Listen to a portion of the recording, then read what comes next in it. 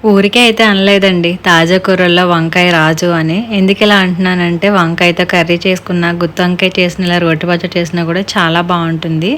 And చేయడం కూడా చాలా ఈజీ. దానికోసం ఏంటంటే స్టవ్ పై ప్యాన్ పెట్టేసుకొని ఒక టేబుల్ స్పూన్ ఆయిల్ వేసుకున్న తర్వాత పావు కిలో వంకాయలు ఇక్కడ నేను పచ్చిగా ఉంటాయి కదా! ఆ వంకాయలు తీసుకున్నాను లేతవి. చూపిస్తున్న విధంగా ముక్కలు కట్ చేసి వేసుకొని ఒక 1 టీ స్పూన్ సాల్ట్ వేసి మొత్తం అంతా బాగా కలుపుకొని మీడియం ఫ్లేమ్‌లో ఉంచి మూత పెట్టి 2, 3 నిమిషాల పాటు వంకాయల్ని బాగా మగ్గించుకోవాలి. లేతగా ఉంటే త్వరగా మగ్గిపోతాయి అన్నమాట. ఇక్కడ చూపిస్తున్నాను చూడండి, వంకాయ మనకి మెత్తగా అయిపోతే వేరే ప్లేట్లోకి తీసేసుకొని ఆ ప్యాన్లో ఇంకొక టేబుల్ స్పూన్ ఆయిల్ వేసుకుని 1 టేబుల్ స్పూన్ ధనియాలు, 1 టీ స్పూన్ జీలకర్ర, కొద్దిగా మెంతులు వేసి దోరగా వేయించుకున్న తర్వాత కొంచెం కరివేపాకు వేసుకుని ఒక 10 పచ్చిమిర్చి, బాగా పండిన టమాటో ఒకటి వేసి బాగా కలుపుకోవాలి.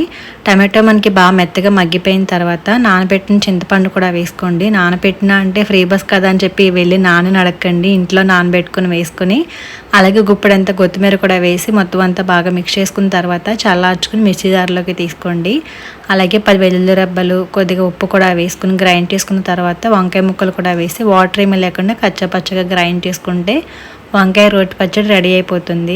కావాలంటే రోట్లో కూడా చేసుకోవచ్చు. వేడిగా ఉండే అన్నంలో కొద్దిగా గీ వేసుకుని కలుపుకుని తింటే సూపర్ ఉంటుంది. మీరు ట్రై చేసి రీల్ నచ్చితే లైక్ అండ్ ఫాలో చేయండి మరి.